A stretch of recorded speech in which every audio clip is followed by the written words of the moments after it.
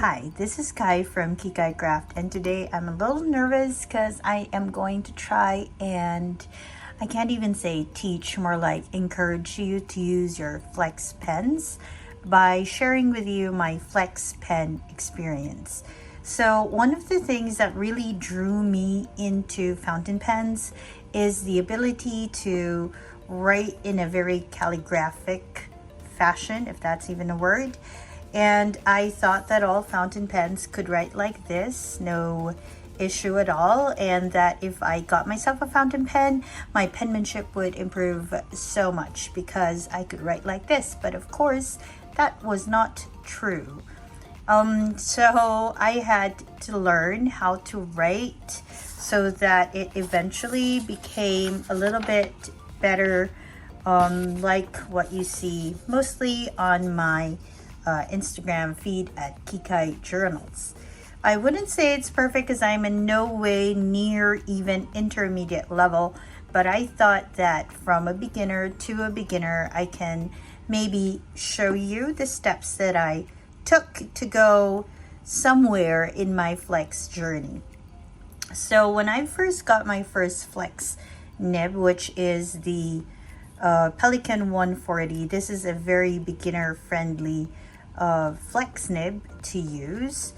I didn't really quite know how to write with it, and I didn't know that I didn't quite know, like, how do you even make these lines thinner, how do you make these lines thicker, and I had no clue where to start. I tried to look online and I couldn't quite get the information, so I went ahead and enrolled myself in a very short course, like it was 2 hours long, here in Jakarta. It was hosted by C for Calligraphy, and it was such an informative afternoon. I had a lot of fun and I learned the basics to make flex nibs work for me. So I'm gonna go ahead and teach you some of the basics because it took me 2 hours and I don't want to take 2 hours of your time. Basically, I'm just going to show you how what I used at the beginning and what are the key things that I've taken away from that particular course and what I've learned as I used various flex pens.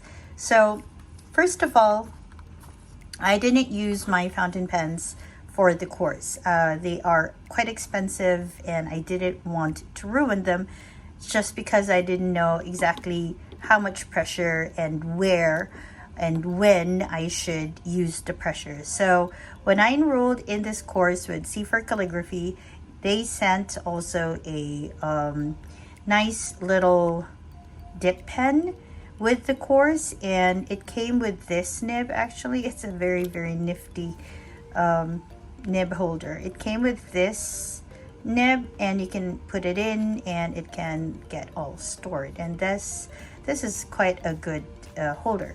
But since then I've gotten myself a zebra nib, and it's a little bit softer because I really like soft nibs. So that's one thing you must remember. Nibs, flex nibs are not all the same. You will have nibs that are stiff and nibs that are soft, and so the zebra nib is relatively softer than the other nibs I've used, other dip pen nibs I've used. So that's what you want to do. You want to get yourself a nib, like a dip pen nib. This costs maybe less than $2, and of course I got the nib holder for free, but they are also not very expensive, not as expensive as flex nib pens for sure. So you want to start with that, and you want to start with any paper actually. It just so happens that I love stationery, so when I went home to the Philippines a few years actually ago, I managed to find this paper in some stationery store in BGC, and so I thought I was going to go ahead and get it. Had no clue that it would be so helpful for me because it helped me a lot with practice. And as you can see from my course, I actually spent some time in the evening just practicing the strokes. Again, I won't go through all the strokes with you, maybe just a few basic ones to get you started. Okay, so first off, what they will teach you to do is to draw lines. So you need to like angle your paper just so, and you just have to draw lines, basically teaching you to apply no pressure and some pressure. Okay, and that's what we're gonna do. We are currently using the Ferris wheel press bride to be calligraphy ink, and it'll be nice and pink. So I put it in a little bottle just so it's easier for me. I mean, a little container, just so it's easy for me to dip the pen in. And it's in a little holder like that because it's kind of cute that way. But you can also just put it on the side. But if you do that, of course, there's a risk of toppling it over, and that's not something you want to do. Okay, so you get your nib, right? And then you, oops, sorry, I should maybe show you. You get your nib and you dip it. Now, one thing that I learned as I use dip pens more often is that when you dip it, you want to fill in the bottom part and not the top part with ink. So you want to like kind of scoop it and then sort of, I don't know what you call that. Just do that to get less ink. I don't know what you call that. As I have told you, I am no expert. I'm just trying to show you key things that I've learned. So when you get your flex nib, or when you have your flex nib, it might, I hope, help you. So first off, you want to learn how to draw your lines with no pressure at all. And basically you're just letting your nib glide through or on your paper. And then you learn, okay, I have no more ink, so you just dip it again the way I told you. Just dip and try again. So this is no pressure, and then they'll also teach you how to draw upward lines with no pressure. As you can see, this is not the best straight lines. You have to do it super slow. I'm just doing it super fast because video. And then they will teach you how to try it with pressure, and so that's what you want to do. You want to go and practice just a downstroke with pressure. Okay, that's where you have your pressure. It's going to eat up a lot of your ink, so you kind of want to make sure you have a bit of ink, and so it's going to be quite a lot. Okay, you're not supposed to do that. I'm just doing it. Okay, so yeah, so it's gonna lay a lot of ink, and you need to dip a lot of times for it. Sometimes you can get some with like a reservoir of sorts, but this one doesn't have any. Okay, as you can see, it's very, very soft. So what happens basically is that, you know, if you can see it, the ink sort of goes through those two tines. See if I can flex it for you, just so you see. I'm sure if you have a flex nib, you know how it works. See, it just sort of separates. You see that super scientifically in a lot of other videos. Not this one, I'm just showing you how it looks. Okay, and so what you want to do is you just want to open those tines up a little bit so that more ink goes through, and it helps you create like a, what do you call that? A wider line. Okay, so it should be like that, as opposed to no pressure, and then you'll have thinner lines. Okay, so the reason why they're trying to teach you how to draw these thin lines going up with no pressure is because you have to remember that every time you go up, you cannot apply pressure, not to any of your flex nibs. Okay? Oh, by the way, when you get yourself a dip pen, make sure that you ask for dip pens that have flex. I'm going to try and link nibs below for you, okay? Just so you have an idea, because I do have other nibs now that have no flex and are stiff or circular, or are just stuff that I decided maybe I want to use. Okay, so you just want to keep on practicing doing that, to go down thick and to go up thin, down thick, oops, and up thin, and you just want to keep on doing that. Then they're going to teach you how to basically go down and up, so with pressure, no pressure, and you just need to keep on practicing that. And again, the reason why you're using a dip pen is so that you don't need to use your very expensive fountain pens for this. So again, pressure none, pressure none, pressure none, and so on and so forth. Okay, and then they're also going to show you how to do no pressure, some pressure, no pressure. Okay, they don't sing, I sing. Okay, so that's how it is going to work. Then they're going to teach you how to draw your circles, because one thing that my teacher taught me was that actually you're not drawing letters, you're drawing shapes. So you have these U's, your upright U's, your inverted U's. Then they're going to go and teach you how to do like circles for your A's, your Q's, your P's, and all of that. So you got to learn how to do your circles. So again, no pressure up, some pressure down, no pressure up. Okay, that kind of worked. No pressure, some pressure, no pressure. No pressure, some pressure, no pressure. And so you just keep on like practicing this and sort of train your hand to do it, and then you go the other way for your P's and your B's and all of that. So you just got to learn like going up is none, going down is some, and up is none. Up none, down some, up none.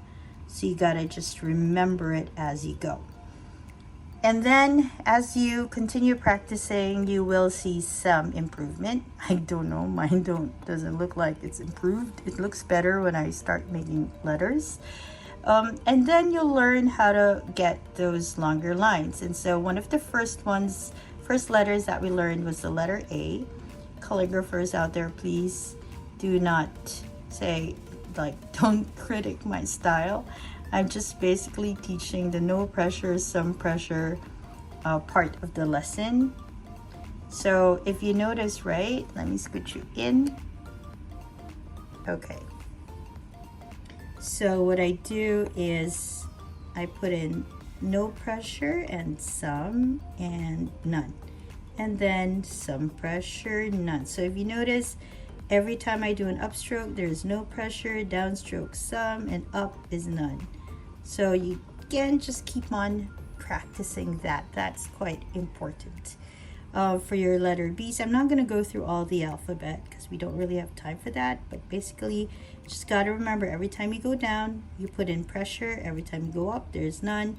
When you go down, some, and then you just gotta have to lift your nib a little. And don't worry, the ink will flow. There are many styles to calligraphy I am learning.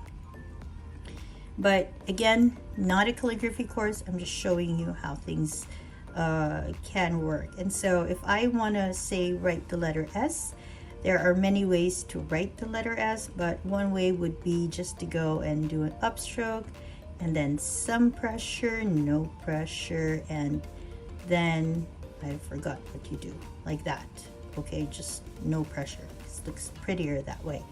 And then there's another letter S that I learned, which is more interesting, I think, which is just an up here and a down here. And then there, of course, there is another S that has a bit more up and down happening to it. Same thing with your letter B's, various letter B's that I've learned. One is the one that I learned from the course itself, just to go up, no pressure, down, pressure, and up, none. Okay, that's not perfect, but it kind of looks like that. But then I also learned how to do the other V's that you see there. So again, no pressure, some pressure, no pressure every time you go up. So there's always no pressure when you go up, and every time you go down, you got to put in some pressure. Another letter perhaps is P, so no pressure, pressure, no pressure, pressure, no pressure. Again, every time you go down, I know some of you maybe you're thinking, yep, I got you the first time, no pressure. Every time I go up, thing is no pressure at all until you're going down. Okay, and so this is what I did for a few days. I just kept on practicing and kept on practicing and just kept on practicing, as you will see. Let me show you the paper. You'll notice that this is not the only one I have. Let me scooch you out. Okay, so these are not the only sheets I have. I have a lot more. I changed inks. Oh yeah, you learn that when you change inks, it'll behave differently. I also tried and practiced with some flex nib that didn't quite work well, and some flex nibs that did. Okay, and I just kept on using even the same words so I could just get the feel of it. And that took me maybe about a week or two to just keep on doing that. I spent maybe 10-15 minutes every day just practicing the no pressure, some pressure, no pressure, some pressure. Even, you know, like what you heard me do, talking to myself as I did it in my head eventually. And then I decided to ink this up. And so when I inked it up, I was quite worried because I wasn't sure if it was going to behave like the dip pen did. And the dip pen is actually a little bit, well, this particular dip pen is a little bit the same softness. So again, just like what we did with the dip pen, no pressure, some pressure, and then it'll kind of maybe look like that at the beginning. So then you will have to learn just how much flex you can give it, because you need to put in a little bit of pressure to get it right. Right, I like the letter A. It's very nice to use. And then also, let's say I'm going to do a letter B. As you can see, there is a slight variation. It doesn't look so big when the letters are big, but let's go for a small letter B. There's just a bit more if you have smaller letters. So again, you can see there's already a line variation, and then you learn how to control your pen. So at first, don't put in too much pressure because you don't want to splay those times. You don't want them to separate, because then you need a nib meister to help you, and you don't want to do that. So you just have to learn very, very slowly just how much pressure you can give it so that you can have the line variation that you want. So I started with this one, the Pelican 140, and it was such a sweet beginner flex nib for me. Okay, where are we? Yeah, E, for example, I learned that with this one, yes, there's like line variation, but for me to get a wider, a more different line variation, I had to flex it just a little bit more. Okay, but again, I try really hard not to press too much because hello, vintage pen. Then I tried other flex nibs, and not all flex nibs are built the same. This is a Kenwright. Oh, I did have like a battle of flex nibs, and I will put a link up there for you. But this is a Kenwright. So what you saw was a gold nib. Now this is a steel nib, but this is Kenwright's Ultra Flex. And let's see how it works. So again, no pressure because it's going up. And when you turn, some pressure. And up, none, up, none. So as you can see, there's just like more pressing that's happening here. But then again, there's also like more line variation working for you. See, thicker, thinner. So again, up is no pressure at all, like literally just gliding your pen, and then down, and then up again. When I say gliding, literally no pressure, sort of like gliding happening. Okay, so again, up, down, none, And when I say pressure, really just a bit more. This one needs a bit of pressure, really. Okay, and remember that your inks also play a part. This is currently with Ferris wheel press, I think, candy masala. Okay, so again, gotta remember, or steeped umber, sorry, this is steeped umber. No pressure up, some pressure down, no pressure up, so pressure down and up. And you also have to remember that it always depends on the nib that you have. Different nibs will behave differently. Then let me show you one of my favorite flex nibs. This is a 14K gold nib from A to Z, and this is just beautiful. So let's go, and this really requires just the slightest pressure for it to get that flex working for you. This is Ferris wheel press Golden Gate Glow. Really nice ink. So again, no pressure, some pressure, no pressure, some pressure. So no pressure up, some pressure down. Okay, I did that a little quickly. No pressure up, some pressure down. Okay, I think my ink is running low on this one. Okay, so you just keep on practicing. Again, no pressure, some pressure. No pressure, some pressure. And if you want to do that little mantra I'm doing, you're welcome to also use it. Okay, so I hope that this very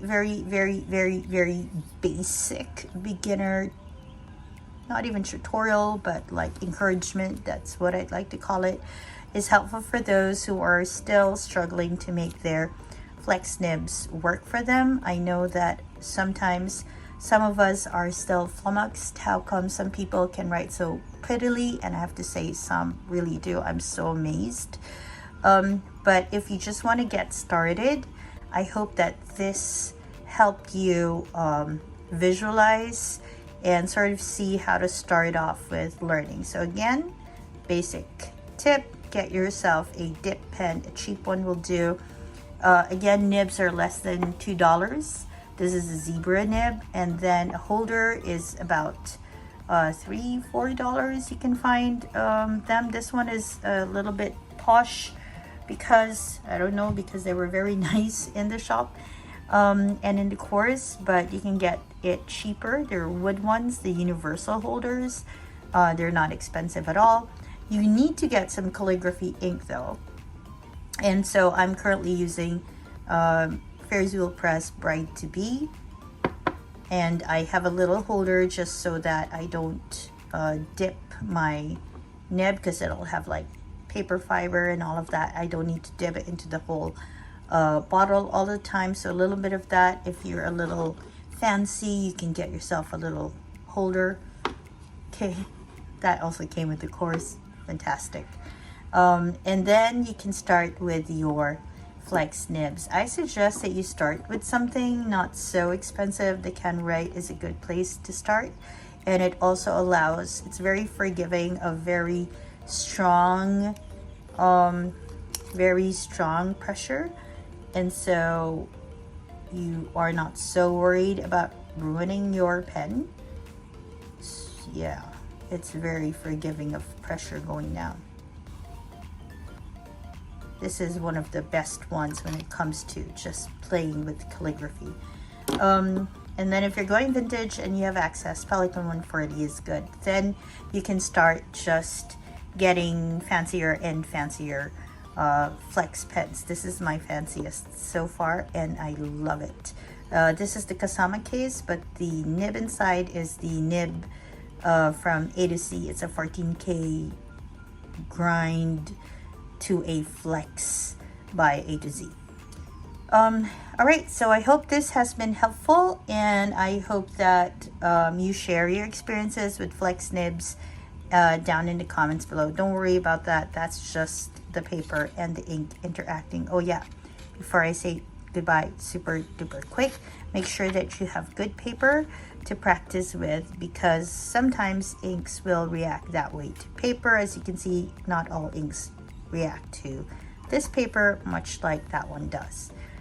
All right, this is Kai from Kikai Craft. I hope that you have a wonderful time playing with your flex nibs, and I'll see you next time. Have a great day or a restful evening. Bye everyone.